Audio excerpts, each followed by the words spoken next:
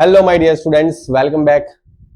તો ચલો સ્ટાર્ટ કરીએ. લાસ્ટ યરના ક્વેશ્ચન પેપરની અંદર આપણે ક્વેશ્ચન નંબર 2 આવ્યા હતા એપ્રિલ 2025 નો ક્વેશ્ચન. છોકરાઓ, કરારનો દાખલો છે અને બહુ જ સિમ્પલ એવો દાખલો છે. તો જો પ્રાચી કન્સ્ટ્રક્શન જે છે એ 1 જાન્યુઆરી 2024 ના રોજ એક કરાર સ્ટાર્ટ કરે છે અને કરારની 50 લાખ રૂપિયાની શું છે કિંમત છે. 50 લાખ રૂપિયાનું એક મકાન બનાવવાનું છે કે જે પણ કંઈ. કંપનીએ પ્રમાણિત કામના આધારે અધૂરા કરાર પરનો નફો અંદાજ લગાવવાનું નક્કી કરે છે. ઓકે, 31 ડિસેમ્બર એટલે કે તમે જ્યારે કામ સ્ટાર્ટ કર્યું ત્યારથી તમારું 1 વર્ષ પૂરું થઈ ગયું. જોઈ લો, થઈ ગયું 1 વર્ષ.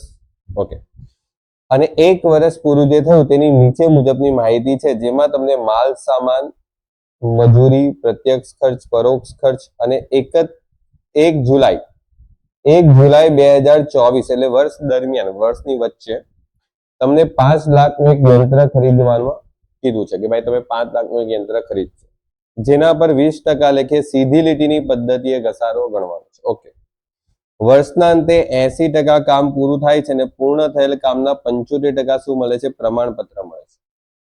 80% કામ પૂરું થાય છે અને જે કામ પૂરું થાય છે એમાં 75% તમને શું મળશે? પ્રમાણપત્ર. આ લાઈન તમારા માટે બહુ જ ઇમ્પોર્ટન્ટ છે, બરાબર.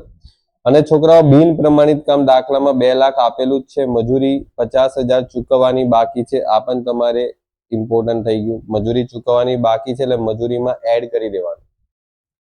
8 લાખ રૂપિયાની મજૂરી તમે ચૂકવેલી છે અને બીજી મજૂરી ચૂકવવાની બાકી છે, એટલે તમારી ટોટલ મજૂરી 8 લાખ પ્લસ 50,000 એટલે 8,50,000 મજૂરી થાય. વર્ષના છેલ્લી તારીખે માલ સામાન તમારી પાસે 3 લાખ હતો અને કોન્ટ્રાક્ટર પાસેથી 25 લાખ રૂપિયા રોકડા મળેલા છે. 31મી ડિસેમ્બરના રોજ પૂરા થયેલા વર્ષ માટે કરાર ખાતું તૈયાર કરવાનું છે.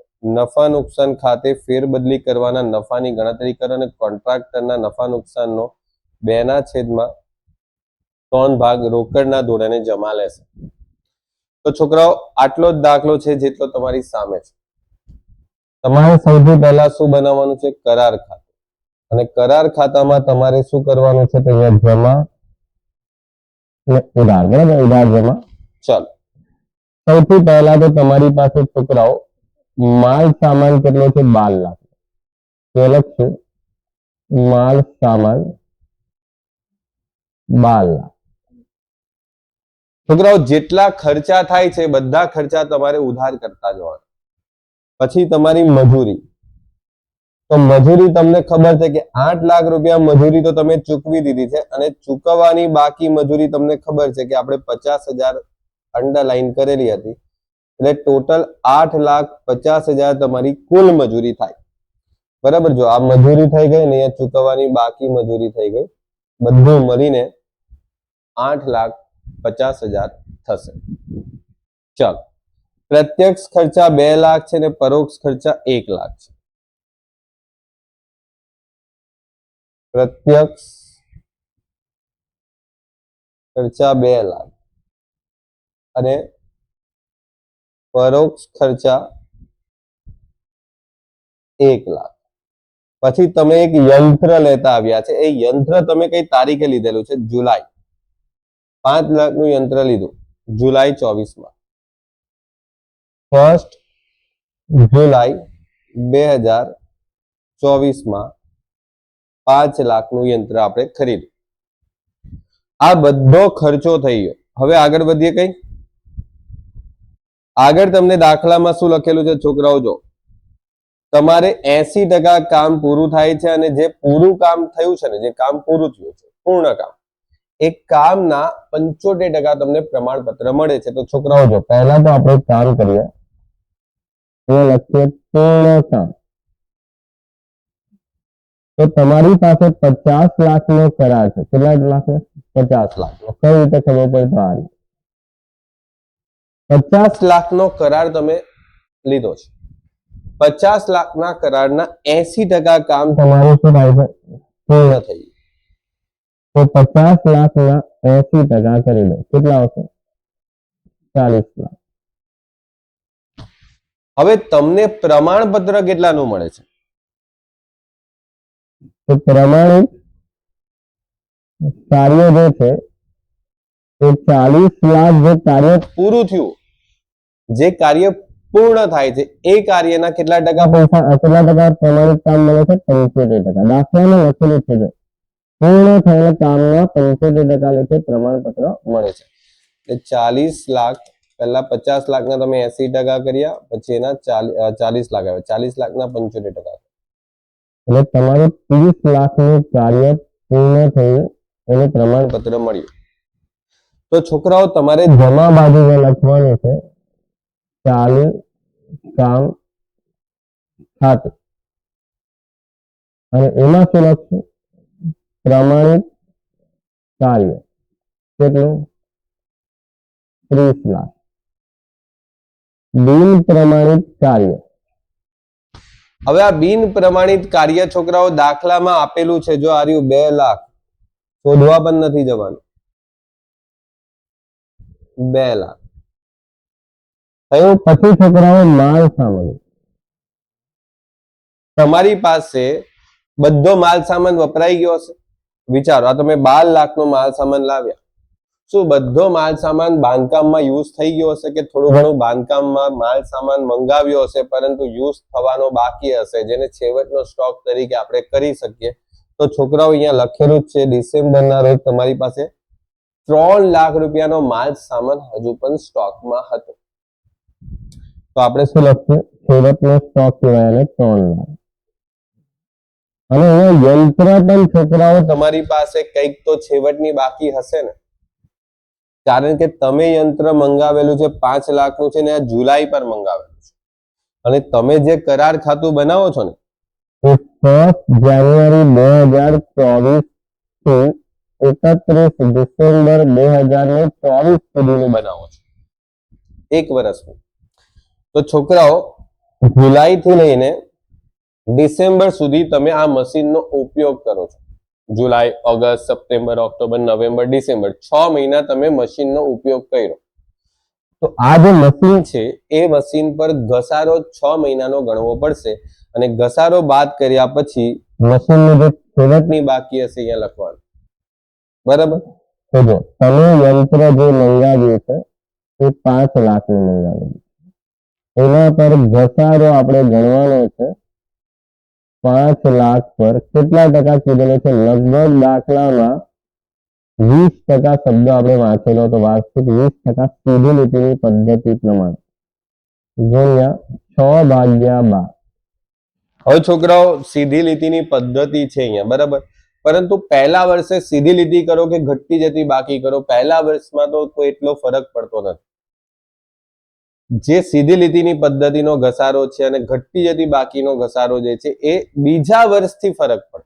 પહેલા વર્ષનું જો આપણે ગણતરી કરીએ છીએ, જો યંત્ર તો આપણે આ વર્ષે લીધું, એટલે આ વર્ષે સીધી લીટી હશે કે ઘટતી જતી બાકી હશે, આ જે ઘસારો ગણાશે એ તો તમારો અહીંયા સરખો જ આવવાનો છે પહેલા વર્ષ. બરાબર? જો મેં આ બોલેલી લાઈન છે મારી એ તમે સમજી શક્યા હશે તો તમારું ઘસારા વાળો ટોપિક બહુ સારી રીતે તમે સમજણ મેળવેલી છે 11-12 ટાઈમ પર, એવું માની શકાય. બરાબર? પહેલા વર્ષે તો સીધી લીટી હોય કે ઘટતી જતી બાકી હોય, શું ફરક પડશે? બીજા વર્ષથી ફરક પડશે.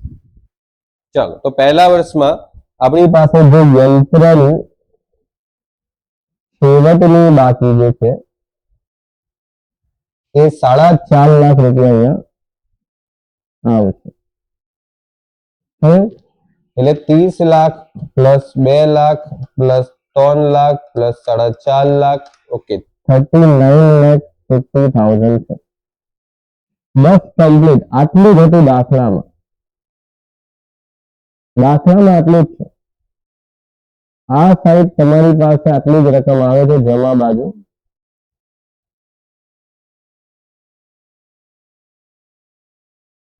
ચાલો, એમાંથી આ બધું બાદ બાકી કરીએ, માઇનસ કરીએ તો આપણે ખર્ચો બાદ કરીએ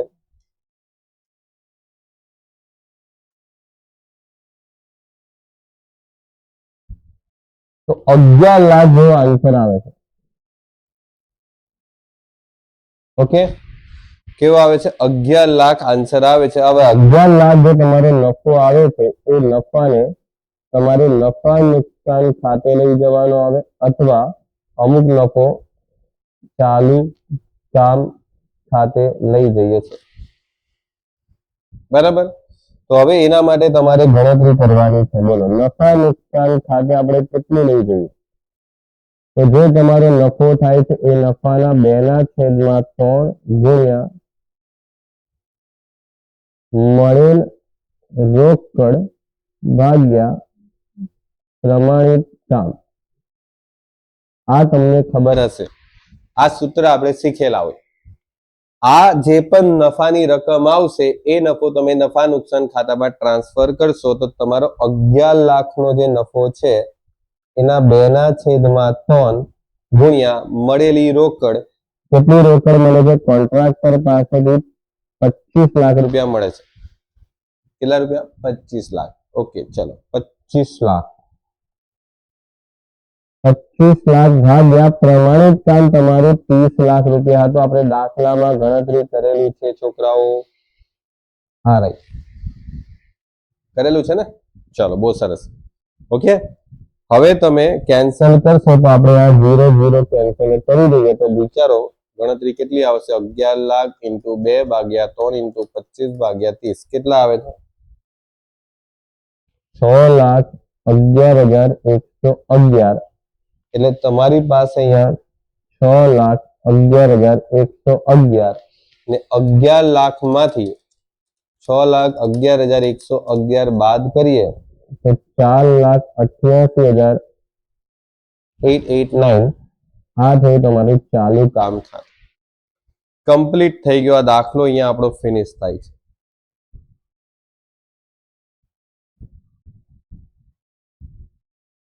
ઓકે,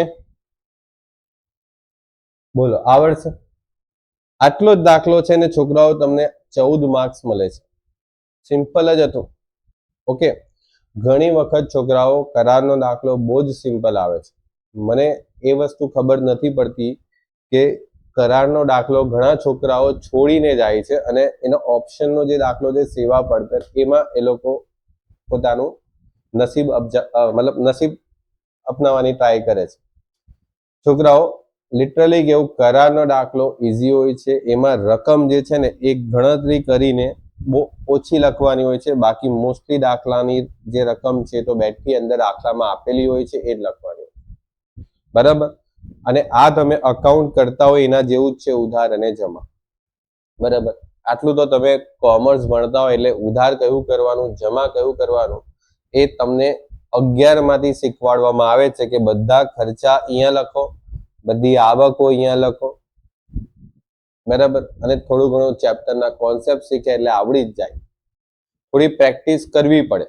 બાકી તમે જો આના ઓપ્શનમાં ઘણી વખત સેવા પડતરનો દાખલો આવે છે અને સેવા પડતરના દાખલો પણ છોકરાઓ ઈઝી જ હોય છે, પણ નોર્મલી જે છોકરાઓ કેલ્ક્યુલેશન અને કોન્સેપ્ચ્યુઅલ ક્લિયરિટી સાથે જો સેવા પડતર નથી કરતા ને, બરાબર, તો એમના માટે સેવા પડતર થોડુંક ટફ છે એમના માટે.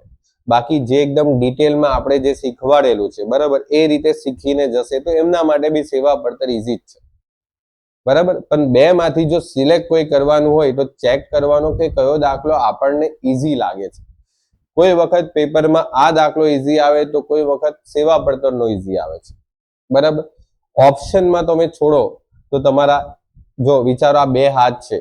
બરાબર. અગર જો તમે એક હાથ કાપી જ નાખશો પહેલેથી તો બધું કામ તો એક હાથે જ કરવાનું થશે. બરાબર. એના જેવું જ કામ છે કે તમે જો ઓપ્શનમાં 2 દાખલા છે એમાંથી કોઈ એક દાખલો પહેલેથી છોડીને જ જાઓ છો, જે કરીને જાઓ છો એ જ અઘરું આવી ગયું તો પછી ત્યાં જઈને શું કરશો? બરાબર. આ મેં તમને એટલા માટે વાત જણાવું છું, જે છોકરાઓ બધું કરીને જાય છે એને તો મારે કોઈ કેવું જ નથી. બરાબર. પણ જે છોકરાઓ મારી પાસે હમણાં છેલ્લા 1-2 વીકમાં જે કોલ આવ્યા છે, જે મેસેજ આવ્યા છે કે સર આના ઓપ્શનમાં શું આવશે તો અમે આજ કરીને જઈએ, બરાબર, આ ખાસ વાત એમના માટે છે. બરાબર. નો ડાઉટ કોઈ વખત પેલું કહે ને કે સિક્કો ઉછાળ્યો ને તમે છાપ બોલ્યા ને છાપ જ પડી, તમારું નસીબ છે. બરાબર. એના જેવું છે એક્ઝામમાં કે જે દાખલો કરીને ગયા એ ચેપ્ટરનો દાખલો ઈઝી આવી ગયો ને તમે કરી શક્યા તો પાસ થઈ ગયા, નહીં કરી શક્યા, બરાબર, તો તમારી પાસે ઓપ્શન પણ નહીં હશે અને પછી તમે જશો બીજી વખત એક્ઝામમાં. બરાબર. તો બેટર છે કે એક જ વખત સારી રીતે તૈયારી કરીને એક્ઝામ અપાય અને પાસ થવાય. ઓકે, ચલો મળીએ છોકરાઓ નેક્સ્ટ લેક્ચરમાં. આપણે આના પછીનો દાખલો સોલ્વ કરશું. ત્યાં સુધી છોકરાઓ good bye and take care.